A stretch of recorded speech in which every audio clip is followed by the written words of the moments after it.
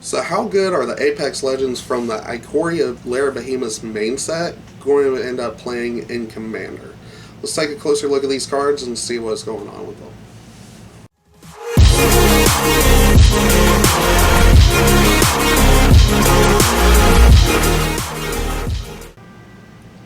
What's up, everybody? Welcome to a brand new episode of Top Commander. I'm your host, Matt. So, we started getting a lot of preview cards and spoiler cards for the upcoming set, Ikoria Lair Behemoths, last Thursday.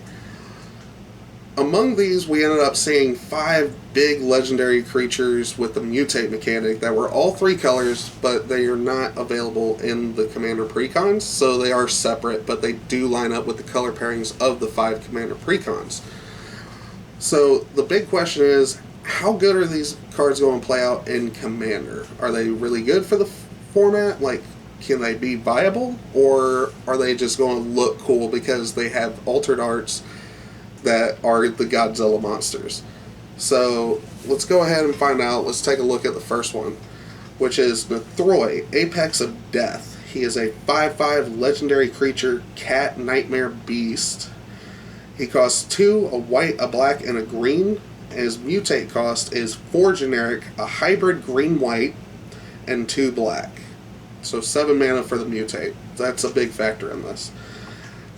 He has Death Touch, Lifelink, and whenever this creature mutates, return any number of target creature cards with total power 10 or less from your graveyard to the battlefield. Now, at face value, this card automatically makes me think of Carador Ghost Chieftain, which is a commander deck on its own, and a pretty good one, actually. So the way Carador works is whenever you kind of self-mill yourself, and once per turn you can cast a creature spell from your graveyard to the battlefield. So it kind of harkens back to Carador a little bit. This card would definitely see play in a Carador deck, in my opinion, if they have room for it, because the mutate cost on it is 7, so you have to have a good bit of ramp going on top of self-milling. So, yeah, if anything, probably a game ender. Or if you're just doing a big mana deck and just trying to outvalue your opponent, you can definitely use this in the command zone and constantly just cast it for its mutate cost, because mutate doesn't count towards commander tax. So being able to cast these from the command zone over and over and over again to get value and try to just bury your opponents in attrition seems like the way that most of these would play out. Nethroi in the 99, I could see him being a game-ending card under the right circumstances, especially in a Carador deck. I don't see why this wouldn't play in Carador. As far as a deck of his own, would be interesting to see, and I want to see if people start building Nethroi as his own commander deck. I want to see this happen because he looks really cool. He does have the altered art for one of the Godzilla monsters, so I think that would just be a reason to play it as the commander anyways. But yeah, I don't have too much more to say about this. It's a really good, solid card all the way around, in my opinion. So, moving on to the next one, we have Bracco, Apex of Forever. He is a 6/6 legendary creature, Nightmare Beast Elemental. He costs 2, a black, a green, and a blue. So Sultai colors, so this could go in a Muldrotha deck potentially. And he mutates for 2, a hybrid blue-black, and 2 green. So his mutate cost is the same as his cast cost, which is kind of interesting. He has Trample, and he has the ability that you can cast Bracco's Apex of Forever from your graveyard using its mutate ability. So this one sounds like it just can constantly recur itself from the graveyard as long as you have something to mutate onto.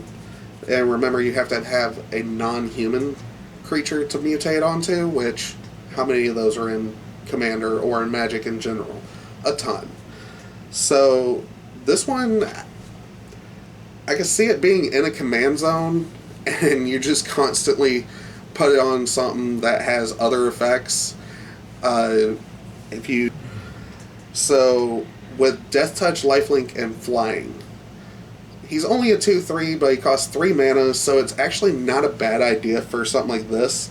If you were to mutate onto a Vampire Nighthawk, now you have a 6/6 flying trample Death Touch Lifelink commander. So I could see him definitely playing a certain way. Also, I could see him being used in like a Muldrotha deck in general, because he allows you to cast him from the graveyard. So he doesn't count as casting a creature from your graveyard with Muldrotha's effect, because you get to cast one of each permanent type. So being able to mutate onto something and get some bigger creatures, or just mutate it onto Muldrotha and make Muldrotha a 6/6 trample, definitely seems like something that would be fun to do. Or if you even just cast it from your graveyard or mutate it onto like Yarick the Desecrated, basically giving Yarick trample. He comes with Death Touch, Lifelink, and he has the ability to double up on ETB triggers. So I could see him being used just as a utility, or even in the command zone. The command zone will be fun because you cast him and he's a 6/6 trample, and if he dies, you could just use his mutate cost ability to keep bringing him back. So it would be a commander that would just be really, really hard to get rid of. You would have to constantly exile him and force them to put it back in the command zone. But the mutate mechanic, again, it gets around commander attacks, so this will be a very, very fun deck to see, in my opinion. I feel like a lot of these are just going to be fun decks to see in general. As far as how high on the competitive aspect they can be, I'm not too sure because of the cost of these, because most CEDH decks don't play a whole lot of cards that cost more than 4 mana. But in the casual tables, I could definitely see people, especially with the altered arts, just, hey, I've got a Godzilla monster in the command zone, come at me. It's going to be a lot of fun to see these play out, and definitely going to be interesting to see how people play these decks and see what kind of brews come about. So this one, I could see it in the 99 being a utility card. I could definitely see it being in the command zone as well, because you can constantly recur it. So Braccos, I definitely give it a thumbs up as well. Next one, we have Snapdax, Apex of the Hunt. He is a 3/5 legendary creature, dinosaur cat nightmare. This artwork looks really sick too. He costs 1 and Mardu, so red, white, and black, and his mutate cost is 2 generic, a hybrid blue-black, and 2 white. So 5 mana for his mutate cost. He has double strike. That's a pretty good keyword to have. And whenever this creature mutates, it deals 4 damage to target creature or planeswalker an opponent controls, and you gain 4 life. So in Mardu, there's a lot. Mardu and Commander typically sees a lot of humans, and to be able to mutate this, you have to have a bunch of non-humans. I mean, you could do like a red, white, black vampire deck, like an Edgar Markov deck. You could probably use this, but at the same time, Edgar Markov does what he does. He does it very well too. So this one, I feel like, is definitely more of a build around. If you wanted to use it in the command zone, it's also in Mardu, so I want to get excited for this one. Maybe there's something that I'm just overlooking. Maybe there's a different kind of Mardu build that would definitely be able to benefit from this. But especially in Commander, he's only dealing 4 damage, 4 burn damage to something, and you gain 4 life. And that mutate cost is kind of killing it for me as well. Again, I feel like this one will definitely just be a super casual deck. This one is probably on the lower end of the power scale compared to the other ones that we've seen so far. just for the fact that in Mardu, you don't have a lot of really great ramp options outside of artifacts and things like that. This one I'm going to go midway on. I'd be interested to see how some of the builds look for this, if somebody could come up with a build that does really well and is super fun. But yeah, this one, the artwork looks great. I like it, but as far as what it does, it's not super exciting for me, in all honesty. So hopefully the next one will get back on the train of really good stuff. So the next one, we have Vadrock. Vadrock? I'm not sure how you pronounce that. Apex of Thunder. He is a 3/3 legendary creature, elemental dinosaur cat.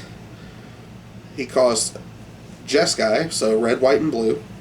And his mutate cost is 1, a hybrid white-blue, and 2 red for a flying first striker. When this creature mutates, you may cast target non-creature card with converted mana cost 3 or less from your graveyard without paying its mana cost. Alright, so this one you kind of snapcast or something, but it's limited to 3 CMC or less. You cast it for free as well. He doesn't have flash. That's probably the biggest thing for me in this, is that he doesn't have flash. So a Jeskai build in Commander, a lot of Jeskai builds, like we do have the Jeskai cycling deck. So I feel like he could probably, I haven't seen all the creatures in the Jeskai Commander Precon, so he could probably go in that Jeskai Precon as a extra way to just get something back from the graveyard, because with it being cycling, you're cycling cards out from your hand, and if you have some cycling cards in the graveyard that are 3 CMC or less, you could probably use his mutative mechanic to play one of them from the graveyard for free.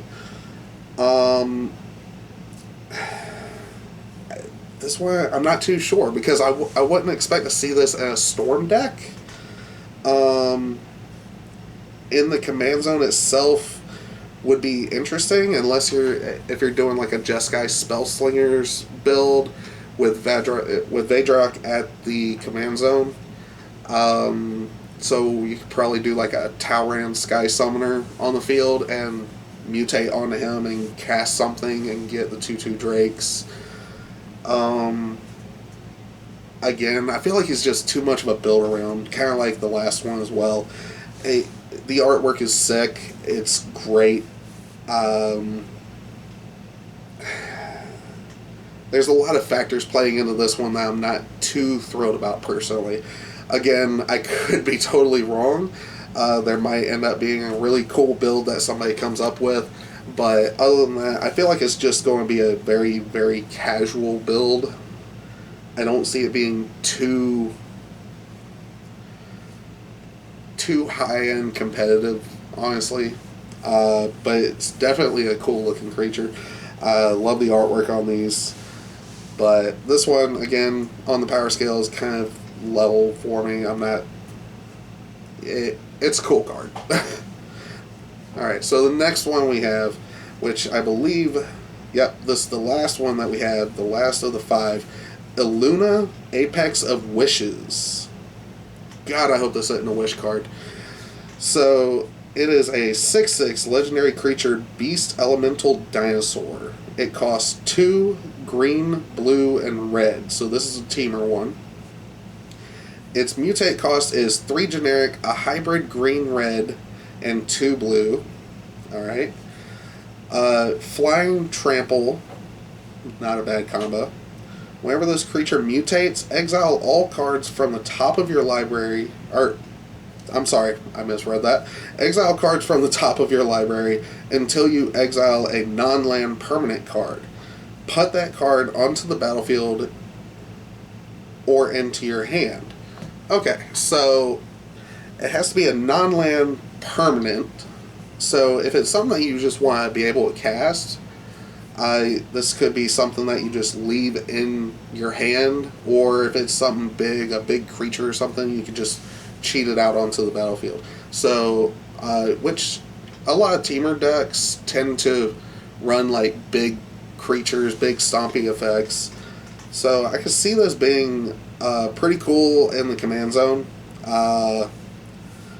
In the 99 for sure. But